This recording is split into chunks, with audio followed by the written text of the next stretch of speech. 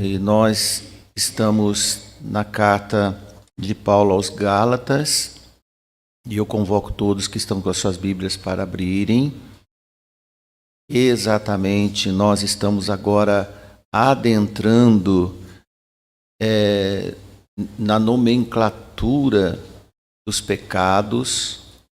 Até então, o apóstolo Paulo estava teologicamente procurando exortar os irmãos sobre as questões entre a lei e a graça e dos prejuízos de associar qualquer coisa que seja com a graça como desmérito do sacrifício da obra de Jesus por nós. E agora, irmãos, quase que de repente, ele entra nessas questões. Eu gostaria de ver se estão todos ok para a gente já para proceder à leitura. Amém? Amém? Gálatas capítulo 5, nós vamos ler o versículo 19, 20 e 21. Que Deus nos ajude.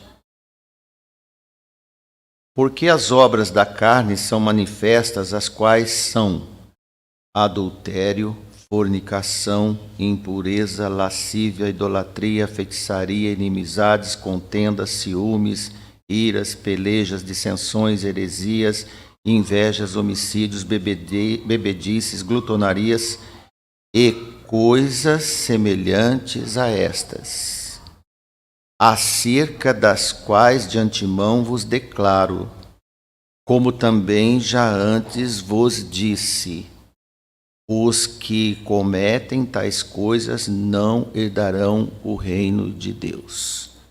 Oração.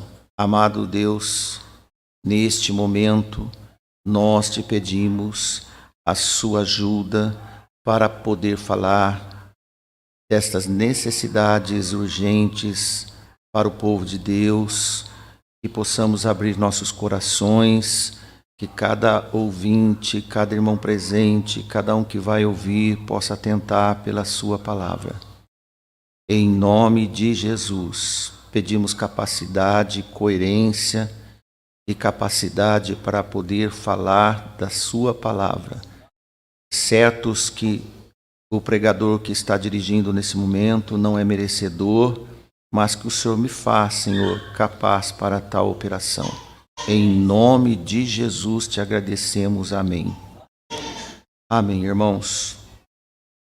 Até o momento da carta, o apóstolo conversou com os indecisos irmãos de maneira teológica sobre os contrastes entre a graça e a lei, alertando sobre os efeitos da opção segunda,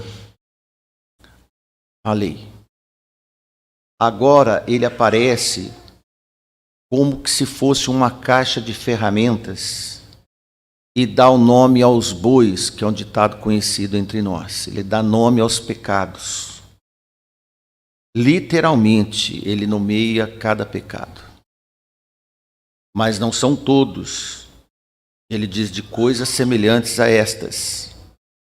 E ele disse: acerca das quais de antemão vos declaro, como também já vos antes disse. Não era nenhuma novidade para os irmãos da Galácia, assim como também não é para nós. Certo? De forma, irmãos, que além de ele nomear esses principais pecados evidentes com seus predicativos, para que não sobrassem dúvidas das coisas consequentes que lhes aguardavam, caso insistissem em dar ouvidos aos professores de procedimentos à lei ou à graça.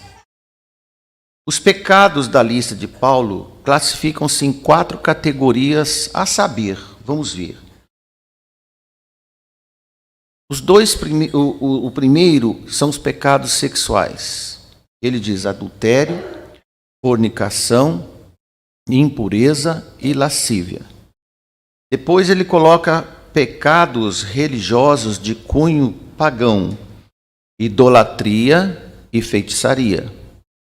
Depois ele relaciona pecados de relacionamento entre pessoas, inimizades, contendas, ciúmes, iras, pelejas, dissensões, heresias, invejas e homicídios. E, por fim, pecados pessoais, glutonarias e bebedices. Se você for contar, são 17 predicativos qualificados de pecados, mais coisas semelhantes que possam ser identificadas de tal teor. Estes pecados eram habituais no mundo gentil dos pagãos, como é no nosso país hoje em dia. Todos esses pecados não acabaram. Eles ainda existem e são operados por pessoas. Nisso, os gálatas teriam compreendido, porque além de terem convivido com esses pecados na vida antiga deles, Paulo já havia alertado que esses pecados são condenados por Deus. A maioria deles experimentaram, se não todos, alguns desses vícios e comportamentos durante os tempos da sua vida pregressa, isso é vida pagã. Sempre ecoando entre nós, como ecoou na igreja dos irmãos da Galácia, Paulo diz que os que tais coisas cometem, ou que cometem tais coisas, não herdarão o reino de Deus. Referindo ao modo de vida das pessoas que habitualmente praticam estas coisas sem arrependimento algum, sem peso algum. Observe, Paulo estava dizendo para que se alguém da igreja ou alguém tivesse com esses pecados contínuos, quem comete esses pecados não herdará o reino de Deus.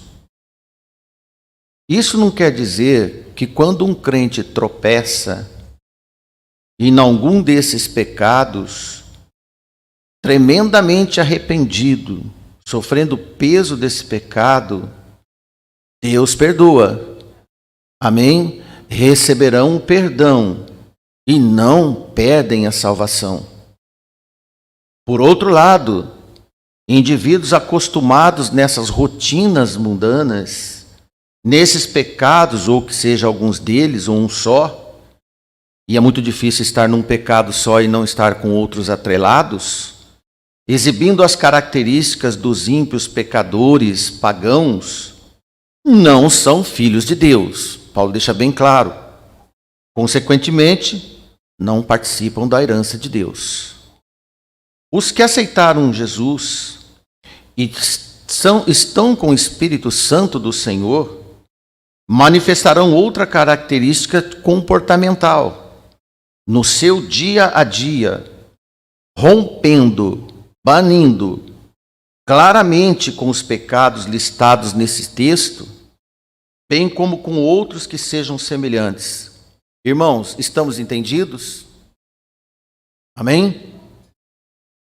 Neste estudo, na noite de hoje, optamos por desvendar com certo grau de detalhamento, com algumas referências bíblicas apropriadas, nem todas, sobre cada um desses pecados declarados de Paulo. Deus nos ajude, neste momento, conseguirmos os objetivos para te ajudar a esclarecer cada situação em pecado, como a solução e a evitação em aconselhamentos e exortações vindos da palavra de Deus. Amém? Não é uma questão pessoal da igreja, é vindo da palavra de Deus. Hoje, nós comentaremos apenas um desses pecados. O primeiro, o adultério. Definição de adultério. Por definição, adultério é violação de fidelidade conjugal ou falsificação. Adúltero é o sujeito que pratica a infidelidade. Adulterador é o sujeito que falsifica no caso a Bíblia, são os falsificadores da palavra de Deus, que os profetas sempre até nomearam alguns deles, a maioria deles. Hoje nós veremos o termo adúltero, o praticante da infidelidade conjugal no casamento. Esse pecado é cada dia mais abundante entre os homens. Podemos dizer, hoje é um pecado socializado, bem aceito e bem conformado com o estilo de vida dos homens. Por isso, os próprios homens que dirigem os nossos países e o mundo foram obrigados a fazerem leis facilitadoras do divórcio, mas a lei de Deus não mudou. Facilitador existe entre os homens, mas não no Senhor.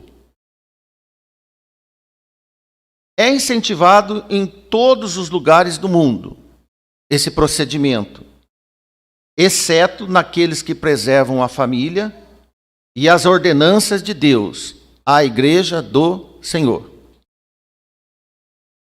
Saindo fora desses habitáculos, esse pecado é normal, bem aceito.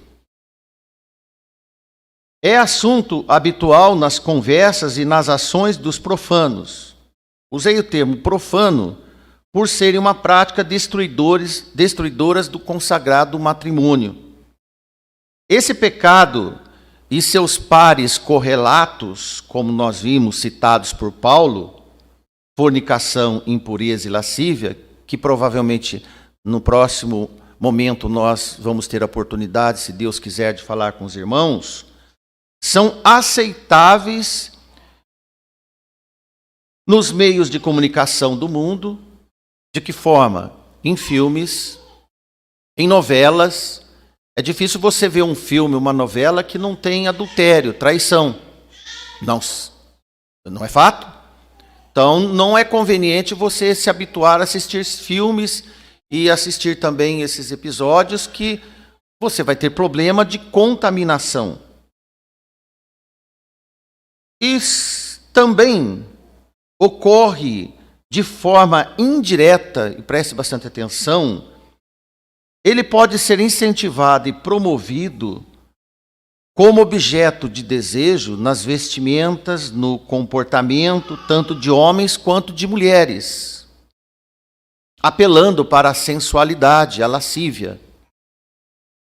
Qualquer um que se veste ou se comporta sensual, lascívio, é promotor favorável do adultério, uma isca. E nesses comportamentos não há inocência.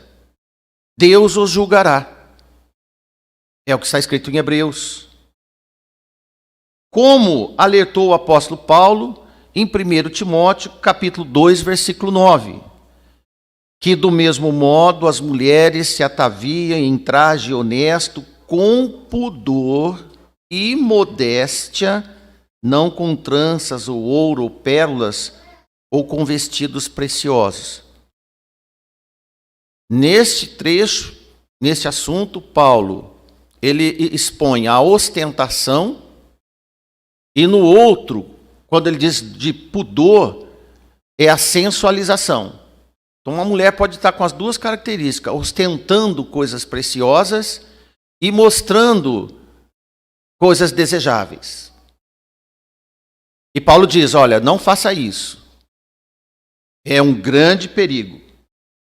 Com o mesmo dever do homem, do culto público a Deus, porque, meu irmão, minha irmã, nós somos um culto público a Deus, em qualquer lugar que nós formos, não precisamos de chamar atenção como objetos de desejo ou de ostentação.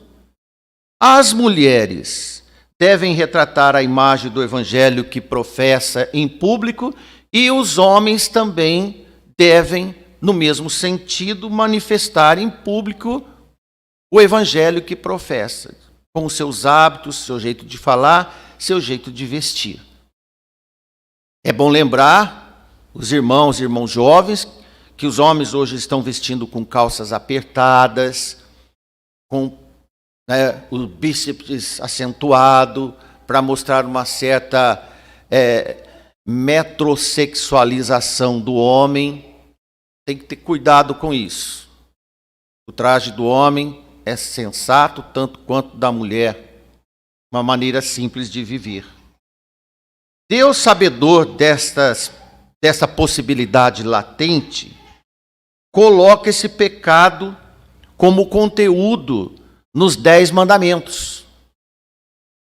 Lá em Êxodo, capítulo 20, versículo 14, é um verso bem curto, 7º mandamento: não adulterarás.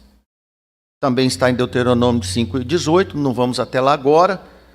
Mas em Mateus 5:27, Jesus confirmou esse mandamento. Ouviste que foi dito aos antigos: não cometerás adultério. Amém, irmãos? Lei no Velho Testamento, depois explicado em Levítico, Deuteronômio, Números, e na graça através do nosso Senhor Jesus Cristo, é lógico que Jesus não ia ser diferente. Não como lei obrigatória, mas como comportamento de alguém que tem o Espírito Santo de Deus, como manifestação obrigatória. Amém? De forma, irmãos, que depois que Deus criou tudo e garantir-nos a vida, amém? Porque hoje a criação é um ambiente desfavorável nas escolas e para os nossos filhos. Então nós somos criaturas de Deus. Deus nos criou e garantiu a vida. O Senhor passa a acompanhar as relações e a multiplicação da vida entre os homens. Nós não multiplicamos como os animais se multiplicam. Deus criou a família. Amém? É um homem e uma mulher. Não um homem e várias mulheres, e nem uma mulher com vários homens para ter seus filhos. E é o que a Bíblia nos ensina. E para tanto, o Senhor requer ordem na multiplicação e disciplina para os casais que Ele acrescenta para povoar a terra. Os casais abençoados, que seguem os conselhos do Senhor. Para tanto, o Senhor nosso Deus, Criador, estipula regras para proteger a ordem entre os homens, a família, através de conduta sexual correta. O adultério nasce no coração por intermédio de um dos pecados associados diretamente à natureza de Satanás, a cobiça. Jesus disse em Mateus 5:28 sobre: eu, porém, vos digo que qualquer que atentar numa mulher para cobiçar, já em seu coração cometeu adultério com ela. Isto é, com os olhos. Se cobiça com os olhos. A lei dizia: pego no ato. Jesus diz: pego no pensamento, na imaginação, que é a concupiscência. Quem pega na imaginação é Deus, não os homens. Há um clamor no Salmo 119, 1 e 3, que eu gostaria de você abrir sua Bíblia, que expõe a evitação dessas ocorrências. E escrito está: bem-aventurados os retos em seus caminhos, que andam na lei do Senhor. Bem-aventurados os que guardam os seus mandamentos e o buscam com todo o coração, e não praticam iniquidade, mas andam nos seus caminhos. Amém, irmãos? Para tanto, com esses versos, com essas informações bíblicas apresentadas, vamos investigar, num contexto amplo da Bíblia, da palavra de Deus, a extensão do 7º mandamento. Começamos. Assim como os filhos devem honrar seus pais segundo o 5º mandamento, lembra? 5º mandamento citado no Velho e no Novo Testamento. O 5º mandamento está em Êxodo 20, versículo 12. Honra teu pai e tua mãe, para que se prolongue os teus dias na terra e que o Senhor teu Deus te dá. São os filhos, frutos de um casamento, de uma união conjugal. Os filhos devem honra aos pais que os tiveram em honra e educação. É necessário que os pais devam formar os seus filhos com qualidade aprovada por Deus. Efésios 6 e 4, quando o apóstolo Paulo escreve: E vós, pais, não provoqueis a ira dos vossos filhos, mas criai-os na doutrina e admoestação do Senhor. Assim também os cônjuges, marido e mulher, devem honrar-se mutuamente. Isso faz parte de uma estrutura dinâmica das heranças que mantém a santidade. Então, quando Deus santifica e honra uma união, Ele está investindo numa nova família e numa herança. Amém? Nenhum casal que se junta para casar pode pensar em si mesmo, mas nas consequências do seu casamento, nas consequências da sua união. Se for no Senhor, será abençoada. Agora, se for atrapalhada, como nós vemos nos dias de hoje, vocês sabem o tanto de problema que dá na família, na sociedade, no país e no mundo. E se a igreja não portar o comportamento santo e seguir os ensinos do Senhor, será que Deus vai esperar dos homens do mundo, dos pagãos, dos gentios, ter esse comportamento?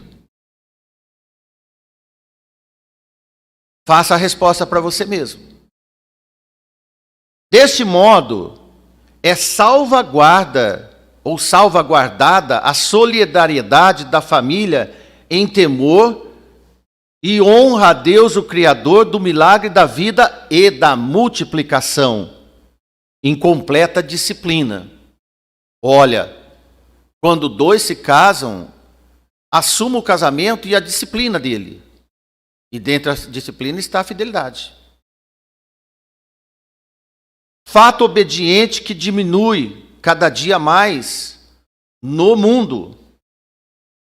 Se realmente confirmamos que isso está acontecendo no mundo, o que podemos esperar?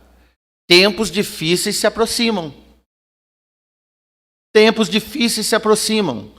Se os homens obedecessem o seu voto de preservação do matrimônio, por implicação em todos os habitantes da terra, surtiria uma outra estrutura desejável e prometida de Deus para com os homens. Certamente colheríamos menos violências, menos calamidades entre os homens e nas gerações futuras que nós amamos, que são nossos filhos e netos.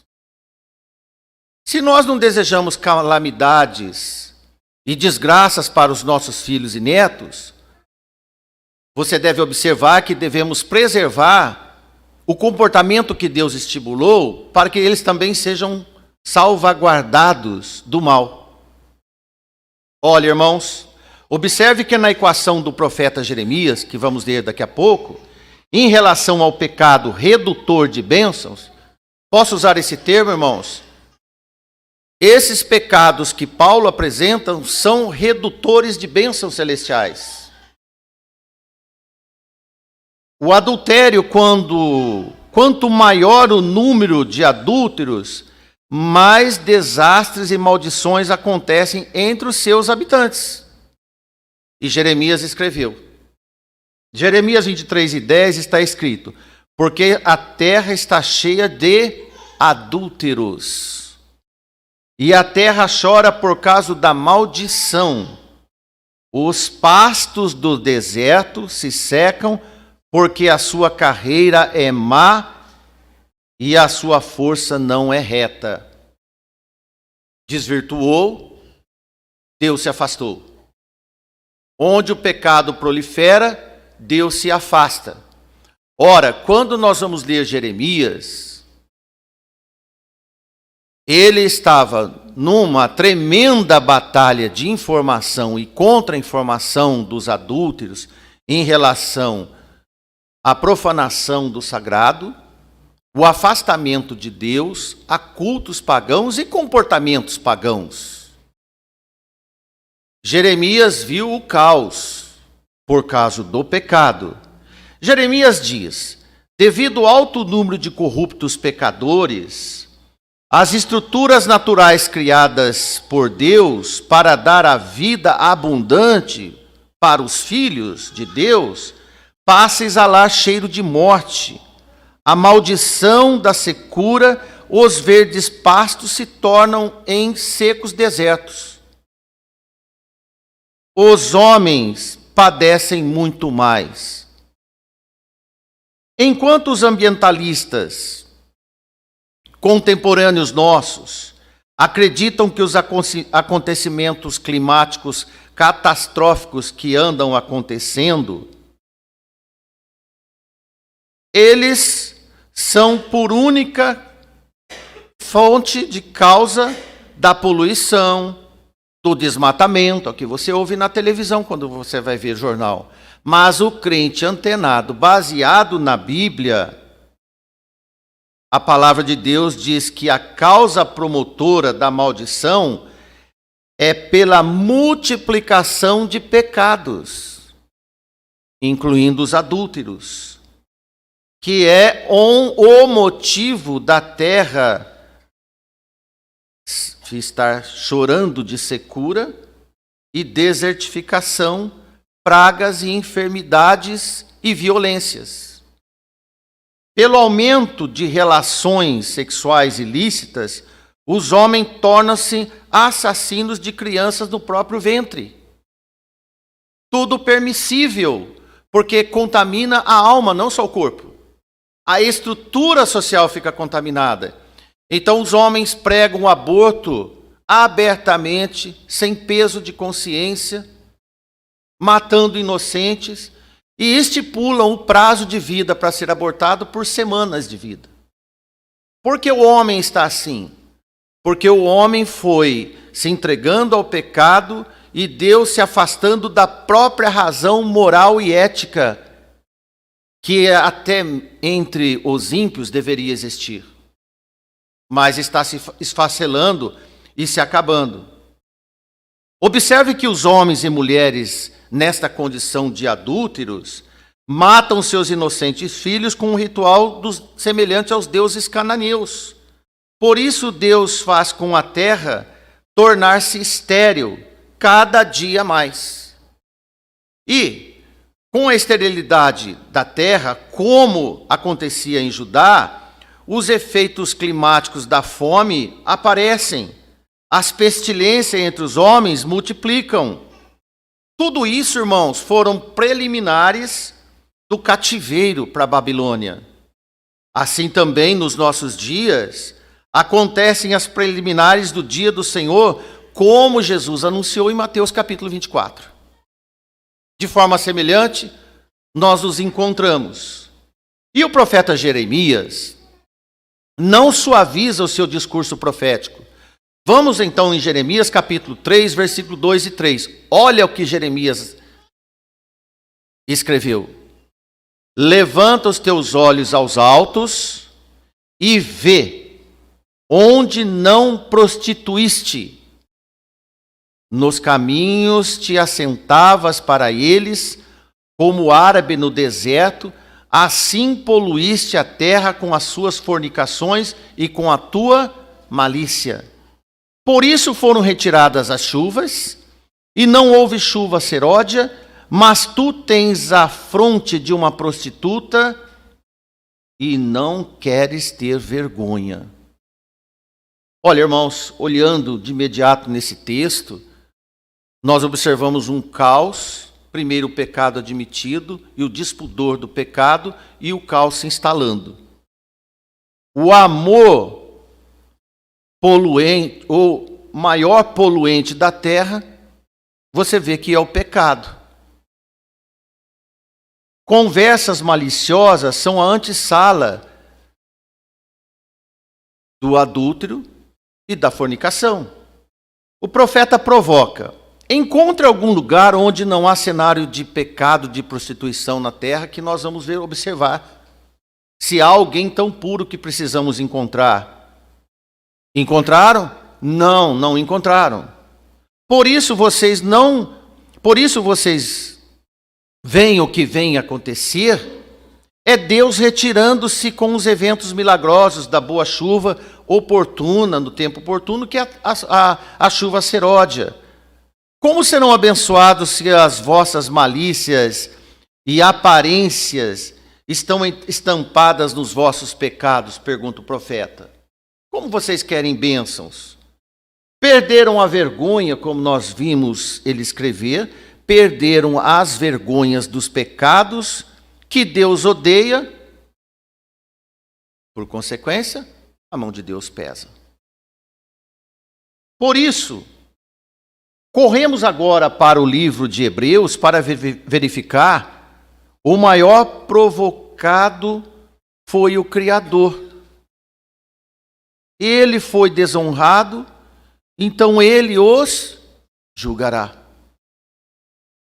Em Hebreus está escrito 13:4: venerado seja entre vós o matrimônio e o leite sem mácula, porém, aos fornicadores e os adúlteros, Deus os julgará. Por que será que um pecado desse Deus puxa para ele? Irmãos, quando analisamos as Escrituras, encontramos mais informações sobre o julgamento desse pecado corrompedor do pacto da aliança perpétua da família. No livro de Jó, encontramos a tentativa secreta de um adúltero em atividade. Jó 24, 15 e 17. Atente. Assim como o olho do adúltero aguarda o crepúsculo, isto é, o entardecer ou anoitecer, diz para ele mesmo: não me verá olho nenhum, isto é, vou fazer tudo escondido, e oculta o seu rosto. Nas trevas minam as casas, que de dia se marcaram, não conhecem a luz. Um pacto sombrio às escondidas, porque na manhã para todos eles é como sombra da morte, pois sendo conhecidos, sente os pavores da sombra da morte. Nesse texto de Jó, você encontra o peso do pecado. Para esses, ainda o pecado traz muito medo de morte. Embora os homens possam agir longe dos olhos dos homens, homem escondendo dos homens, Deus enxerga no escuro. Deus conhece os nossos pensamentos e ações às escondidas. Jeremias resumiu a capacidade do Deus Criador dos homens ter total observação para um julgamento justo para todos, entre os bons e os maus, os leais e os traidores.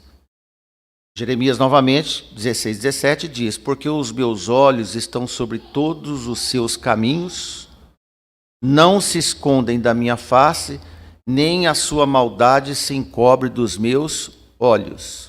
Feito? Podemos dizer: Deus sabe tudo, Deus tudo vê. Podemos esconder, como nós vemos Jó escrever, às escuras, às noites, às escondidas, mas Deus tudo vê.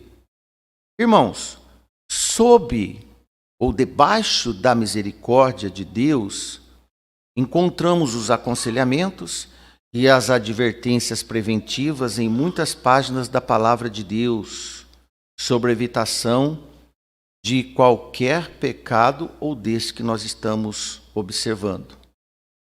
Como lemos em Provérbios, agora capítulo 5, versículo 15 e 21.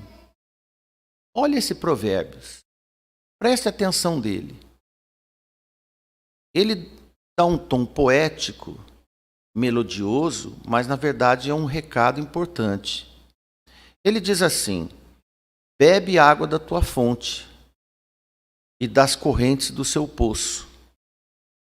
Derramar-se-iam as tuas fontes para fora, e pelas ruas os ribeiros de águas? Sejam para ti só, e não para os estranhos contigo. Seja bendito o teu manancial, e alegra-te com a mulher da tua mocidade. Como serva amorosa, gazela graciosa, os seus seios te saciam todo o tempo, e pelo seu amor seja atraído perpetuamente. E por que, filho meu, te deixarias atrair por outra mulher e te abraçarias o peito de uma estranha? Eis que o caminho do homem estão perante os olhos do Senhor, e ele pesa todas as suas veredas. Compreendeu? Vamos te dar uma explicação para que possamos nos situar. Nesta leitura, somos aconselhados a mantermos a privacidade do casal. Quem expõe,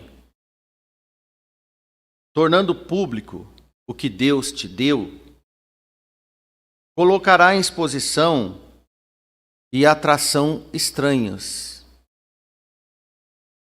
Não temos dúvida que o Deus Criador constituiu a união entre o homem e a mulher para ser preservada. Entre nós, ninguém é obrigado a casar. Mas quando ocorre um matrimônio, instala-se um pacto íntimo e venerável sobre o casal. Um pacto íntimo e venerável entre o casal, e é exclusivo. Uma união em uma só carne, sob a aprovação bendita de Deus, como ato obediente da parte do casal e abençoados por Deus. Amém?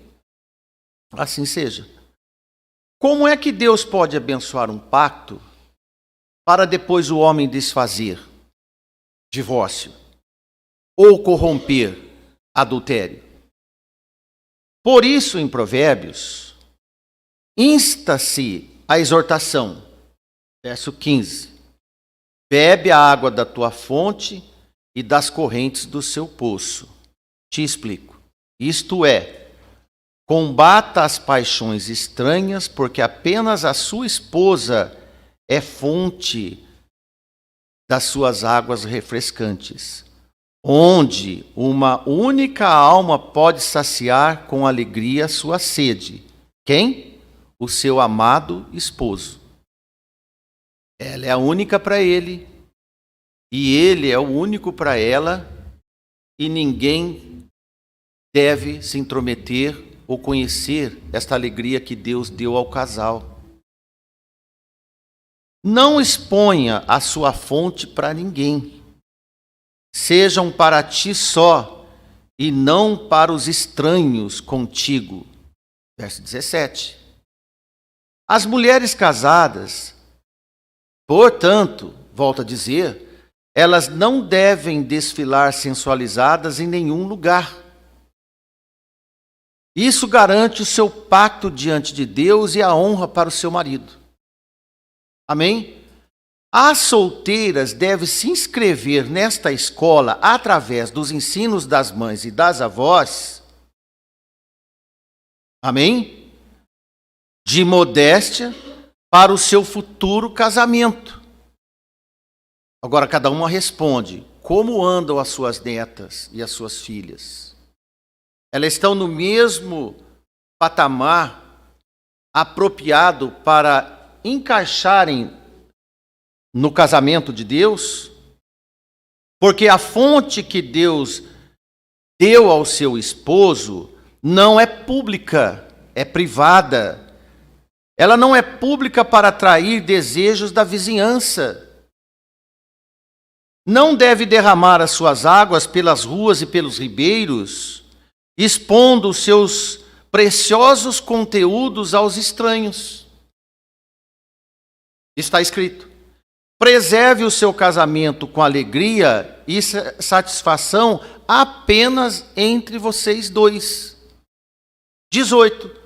Seja bendito o teu manancial e alegra-te com a mulher da tua mocidade.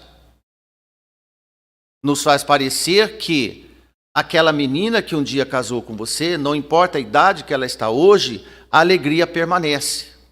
O contentamento é nutrido, porque tudo que o casal faz está sobre os olhos de quem aprovou esta união sagrada. Quando Deus nos abençoa numa união, Ele mantém acompanhando nós até que a morte nos separa. Amém? Pode crer. Ele sim é que segue os eventos de cada dia, de quem ele foi testemunha de um pacto para povoar a terra e multiplicar sobre a terra. Se nessa terra não nascer crianças do matrimônios, qual será a alegria dos homens e a satisfação de Deus com a fonte sem vida? Multiplica o seu manancial. Por isso Deus coloca na balança todas as aventuras dos homens. Eis, 21, eis que os caminhos dos homens estão perante os olhos do Senhor, e ele pesa todas as suas veredas, tal qual como Jeremias escreveu. Para finalizarmos, a nossa conclusão é: o homem sábio acostuma a olhar para cima, sabendo que Deus está olhando para ele. Compreende? Assim está consciente que deve ser vigilante no seu caminho e na sua conduta e na missão de preservar a sua família. Como Deus criou o homem e a mulher, as regras da multiplicação e da convivência é de Deus. As regras vêm de quem nos criou. É Ele que nos dá a vida e a condição de vida e o ambiente para viver. Se nós pecarmos e nos atrapalharmos todos, Deus seca a nossa fartura, a nossa chuva, o nosso alimento, a nossa saúde. Agora, se Ele nos deu, nos criou, nos deu a oportunidade de uma companheira ou de um companheiro, as irmãs, o que falta para nós? Obedecer. Porque no mais tudo Deus vai nos suprir. Porque Ele cuida de nós e vai cuidar dos nossos filhos. Tenho falado aos jovens da igreja. Alguns estão com medo de casar e ter filho. Mas a Bíblia nunca diz que devemos ter medo de ter filhos. Porque os filhos são a herança do Senhor. Esse é o pacote total que Deus nos deu e é bênção e bênção e bênção. Amém, irmãos? O mistério da multiplicação e da vida está nas mãos de Deus, que nos olha. Agora, a obediência e o comportamento está nas mãos nossas. Se nós obedecemos aquele que nos deu tanta oportunidade, você não acha que Deus vai nos abençoar? E que nós somos benditos de Deus? Entende, irmãos? Como que Satanás entra para tirar privilégios de nós e não nos dar nada, mas tirar tudo? De forma indireta, ele consegue, através da nossa desobediência e afastamento de Deus. Recado principal: seja obediente. Fuja do mal e da aparência do mal e ganhe os bônus espetaculares de uma família que Deus te deu. Sempre é tempo de reconstruir. Se há alguma coisa que está estragando na sua vida, no seu matrimônio, restitua. Não coloque em estado de observação para um futuro de separação ou afastamento, mas busque a aproximação e peça para o Senhor voltar a ser testemunha das bênçãos que Ele pode e quer te dar. Amém? Que Deus nos abençoe. Que Deus nos ajude. precisamos. Amém.